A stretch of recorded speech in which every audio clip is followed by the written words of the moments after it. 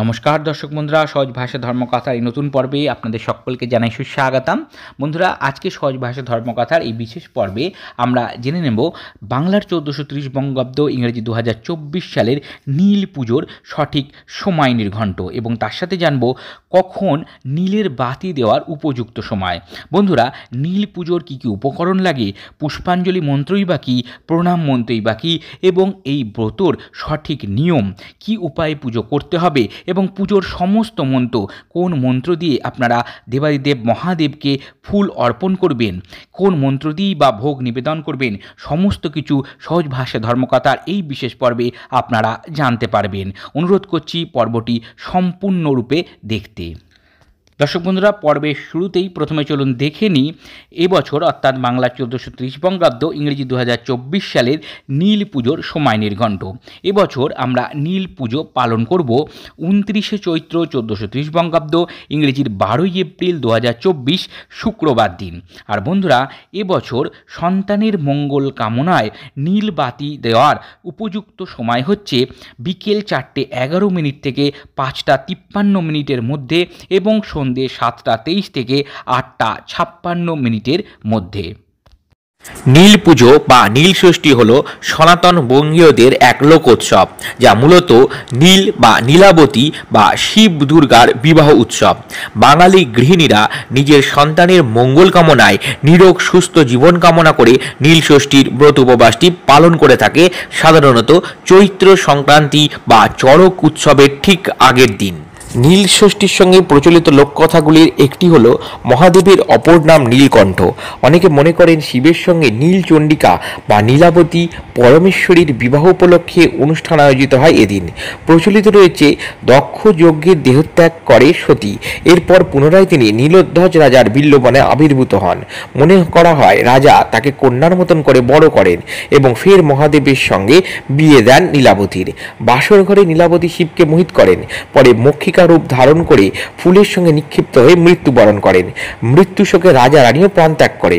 অনেকের ধারণা শিব ও নীলাবতীর বিয়ে উপলক্ষে নীল পুজোর প্রচলনটি হয়ে আসছে। অন্য একটি লোককথা হলো এক বামুন আর এক বামুনি ছিল, যারা অতি ভক্তি সহকারে সমস্ত বারব্রত পালন করত, কিন্তু তবুও তাদের ছেলে মেয়ে হয়েও একটাও বাঁচত না। একদিন কাশীর গঙ্গায় তারা দুজনে স্নান করে উঠে পাশের ঘাটের ওপর বসে মনের দুঃখে কাঁদতে লাগলো। এই দেখে মা ষষ্ঠী এক বুড়ি বামুনির বেশ ধরে এসে তাদের জিজ্ঞেস করলো, হ্যাঁ গো, তোরা কাঁদছিস কেন? বামুনি তার দুঃখের কথা জানালে মা ষষ্ঠী আবার জিজ্ঞাসা করলেন, তোরা কি নীল ষষ্ঠী করেছিস? বামুনি বলল, সে কি মা, কই এই ব্রত তো আমরা জানি না। তখন মা ষষ্ঠী বললেন, সমস্ত চৈত্র মাস সন্ন্যাস হয়ে শিবের পুজো করবে, তারপর সংক্রান্তির আগের দিন সারাদিন উপোস থেকে সন্ধ্যার সময় নীলকণ্ঠ ও নীলচণ্ডিকার পুজো করে শিবালয়ে প্রদীপ জেলে মা ষষ্ঠীকে প্রণাম করে তারপর উপবাস ভাঙবে। যারা এই নীল ষষ্ঠী করে তাদের ছেলে মেয়ে কখনো অল্প বয়সে মরে না। এই কথা বলে মা ষষ্ঠী অদৃশ্য হয়ে গেলেন। তারপর বামুন ও বামুনি দেশে ফিরে গিয়ে খুব ভালো করে নীল ষষ্ঠীর পূজা ও ব্রত পালন করলেন। এরপর তাদের যতগুলো ছেলে মেয়ে হলো সবই দিব্যি বেঁচে রইল। নীল ষষ্ঠীর ব্রত উপবাস করার সময় অনেকে সজল উপোস করেন, অনেকে নির্জল উপোস করেন। বেশিরভাগ ক্ষেত্রেই সকলেই নীল ষষ্ঠীর ব্রত পালন করার সময় কোনো প্রতিষ্ঠিত শিবলিঙ্গে গিয়ে জল ঢালে। অনেকে আবার বাড়িতে থাকা শিবলিঙ্গেও জল ঢালতে পারেন, এটাতে কোনো সমস্যা নেই। সন্ধ্যাবেলা পূজা সম্পন্ন হলে প্রসাদ নিয়ে চরণামৃত খেয়ে উপোস ভঙ্গ করাই নিয়ম। চলে আসছি পূজার উপকরণে। প্রথমত কিছু নীল ফুল সংগ্রহ করতে হবে, অর্থাৎ অপরাজিতা ফুল। এক্ষেত্রে আপনারা নিয়ে নিতে পারেন আকন্দ ফুল, ধুতরা ফুল। এছাড়া আপনারা এই সমস্ত ফুল দিয়ে মালা ঘেঁথেও নীলকণ্ঠ শিব মহাদেবকে নিবেদন করতে পারেন। কিছু লাল ফুল রাখতে পারেন। এই লাল ফুল আপনি নীলচণ্ডিকাকে শিবলিঙ্গের পীঠভাগে নিবেদন করতে পারেন। কিছু সাদা ফুল ও একটি কাঁচা আম শিবলিঙ্গের পীঠ ভাগে মা ষষ্ঠীর উদ্দেশ্যে নিবেদন করবেন। কিছুটা বেলপাতা, কিছুটা বাটা চন্দন, কিছুটা আতপ চাল, নৈবেদ্য হিসেবে আপনার পছন্দ মতো কিছু ফল ও মিষ্টি, পরিষ্কার জল, এই সমস্ত জিনিস আপনাদের লাগবে। এছাড়া শিবলিঙ্গের অভিষেকের জন্য লাগবে দুধ, গঙ্গা জল, ডাবের জল, পঞ্চমৃত অর্থাৎ দুধ, দই, ঘি, মধু ও চিনির মিশ্রণ। সাথে রাখবেন একটি ঘিয়ের প্রদীপ ও কিছু ধূপকাঠি। আসছি পূজা বিধিতে। শুদ্ধ বস্ত্র পরিধান করে রুদ্রাক্ষের মালা ধারণ করে একটি আসন পেতে পূজার জন্য বসে পড়ুন। এরপর শিবলিঙ্গের সামনে দীপায় নমঃ বলে একটি ঘিয়ের প্রদীপ এবং ধূপায় নমঃ বলে কয়েকটি ধূপকাঠি জ্বালিয়ে নিন। এরপরে ওং নমঃ শিবায় মহামন্ত্র পাঠ করতে করতে শিবলিঙ্গে জল দ্বারা অভিষেক করান। এরপর লঘু মহামৃত্যুঞ্জয় মন্ত্র ও শিবগায়ত্রী মন্ত্র পাঠ করতে করতে শিবলিঙ্গের বিশেষ দ্রব্য দ্বারা অভিষেক করানোর নিয়ম। অর্থাৎ এক্ষেত্রে আপনারা দুধ গঙ্গা জল অথবা ডাবের জল অথবা পঞ্চামৃত নিয়ে বাবাকে অভিষিক্ত করাবেন এবং স্কিনে যাওয়া মন্ত্রটি পাঠ করবেন। মন্ত্রটি হলো ওং ত্র্যম্বকম যজামহেম সুগন্ধিম পুষ্টিবর্ধনাম উর্বারুকম বন্ধনাৎ মৃত্যুর্মুক্ষ্যমামৃতাম ওং তৎপুরুষায় বিদ্মহে মহাদেবায় ধীমহি তন্ন রুদ্র প্রচোদয়াৎ ওং। এরপরে ওং নমঃ শিবায় মহামন্ত্র পাঠ করতে করতে আবার শিবলিঙ্গে জল দ্বারা অভিষিক্ত করে দিন। এরপরে গন্ধায় নমঃ বলতে বলতে শিবলিঙ্গের লিঙ্গভাগ ও পীঠভাগে সামান্য চন্দন লেপন করে দিন। এরপরে ওং হোম এতে গন্ধে পুষ্পে নীলকণ্ঠায় নমঃ মন্ত্র পাঠ করে শিবলিঙ্গের লিঙ্গভাগে বেলপাতা, নীল ফুল, আকন্দ ফুল, একটি ধুতরা ফুল নিবেদন করুন। এরপর ওং হ্রিং এতে গন্ধে পুষ্পে নীলচণ্ডিকায় নমঃ মন্ত্র পাঠ করে শিবলিঙ্গের পীঠভাগে কিছু লাল ফুল নিবেদন করুন। এরপর ওং এতে গন্ধে পুষ্পে ষষ্ঠী দেবী নমঃ মন্ত্র পাঠ করে শিবলিঙ্গের পীঠভাগে কিছু সাদা ফুল ও একটি কাঁচা আম নিবেদন করুন। এরপর নৈবেদ্যম নিবেদয়ামি বলে কিছু ফল মিষ্টি নিবেদন করুন।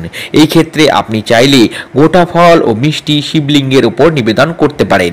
এক্ষেত্রে অবশ্যই একটি শ্রীফল বা বেল ফল অবশ্যই নিবেদন করবেন। এবার ঘিয়ের প্রজ্বলিত প্রদীপ ও ধূপকাঠি দিয়ে শিবলিঙ্গের সামনে ধূপ দ্বীপের আরতি অবশ্যই দেখান। এবার হাতে কিছু আতপ চাল, চন্দন মাখা ফুল ও বেলপাতা নিয়ে প্রণাম অথবা অঞ্জলি প্রদান করুন। 3 বার অঞ্জলি প্রদান করতে হবে। প্রথমবার নীলকণ্ঠের উদ্দেশ্যে অঞ্জলি প্রদান করবেন। এক্ষেত্রে মন্ত্র হলো ওং নমঃ শিবায় এষো সচন্দন পুষ্প বিল্ল পত্রাঞ্জলি নমো নীলকণ্ঠায় নমঃ। দ্বিতীয়বার নীলচণ্ডিকার উদ্দেশ্যে বলবেন ওং এষো সচন্দন পুষ্পবিল্ল পত্রাঞ্জলি নমো নীলচণ্ডিকায় নমঃ এবং অন্তিমে বা শেষবার বলবেন ওং এষো সচন্দন পুষ্পবিল্ল পত্রাঞ্জলি নমো ষষ্ঠী দেবী নমঃ।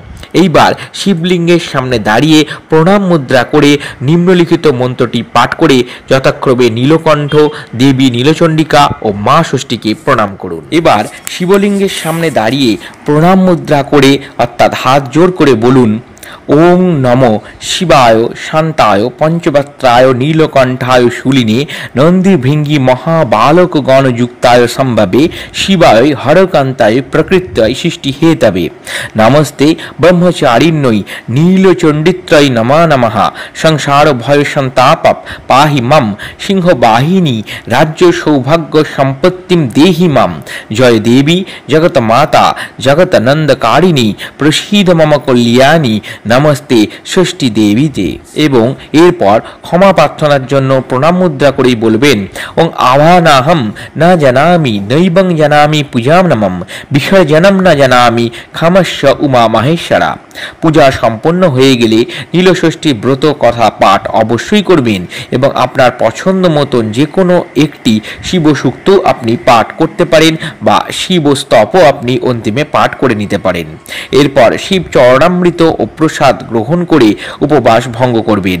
রাত্রে ভাত বা চালের কোনো খাবার গ্রহণ করবেন না। এই দিন অর্থাৎ নীল পুজোর দিন যে সমস্ত জিনিসগুলো অবশ্যই নিষিদ্ধ সেগুলি হলো এদিন দিনের বেলা ঘুমানো নিষিদ্ধ, ভাত বা চালের কোনো খাবার নিষিদ্ধ, নেশা জাতীয় দ্রব্য সেবন করা বা আমিষ জাতীয় খাবার গ্রহণ করা নিষিদ্ধ, মৈথুন এবং বীর্যপাত নিষিদ্ধ, কোনো মানুষকে অপমান, অযথা হেনস্থা করা, প্রহার করা, ঠকানো, মিথ্যা অপবাদ দেওয়া ইত্যাদি পাপকর্ম এই দিন করা একদমই উচিত না। পশু হত্যা, পশুদের ওপর প্রহার করা থেকেও বিরত থাকুন। ব্রতের ফলাফলে বলা হয় নীলকণ্ঠ মহাদেব ও দেবী নীলচণ্ডিকা এবং মা ষষ্ঠীর কৃপা লাভ হয় এই ব্রত করলে, সন্তানের কল্যাণ হয় এবং সন্তান লাভের বাধাজাত অভিশাপ এই ব্রত করলে মুক্তি পেয়ে যায়। পুজোর এই ব্রত এবং ব্রতের নিয়মগুলি যদি আপনারা দেখতে চান তাহলে অবশ্যই সহজ ভাষা ধর্মকথার ফেসবুক পেজে চলে যান। সহজ ভাষা ধর্মকথার ফেসবুক পেজে এই মন্ত্র এবং ব্রত নিয়ম আপলোড করা থাকবে, ওখান থেকে আপনারা সহজেই এগুলি দেখে নিতে পারবেন। আশা করি পর্বটি আপনাদের ভালো লেগেছে। যদি ভালো লেগে থাকে অবশ্যই একটি লাইক দিয়ে আমাদের উৎসাহিত করুন। সহজ ভাষা ধর্মকথার পরবর্তী ভিডিও নোটিফিকেশন পেতে অবশ্যই সহজ ভাষা ধর্মকথা সাবস্ক্রাইব করে পাশে থাকা বেল বাটনটি ক্লিক করে দিন। সকলে ভালো থাকুন, সকলের ওপর দেবাদিদেব মহাদেবের কৃপা আশীর্বাদ বর্ষিত হোক, এই শুভকামনা নিয়ে আজকের মতন বিদায় নিচ্ছি। নমস্কার।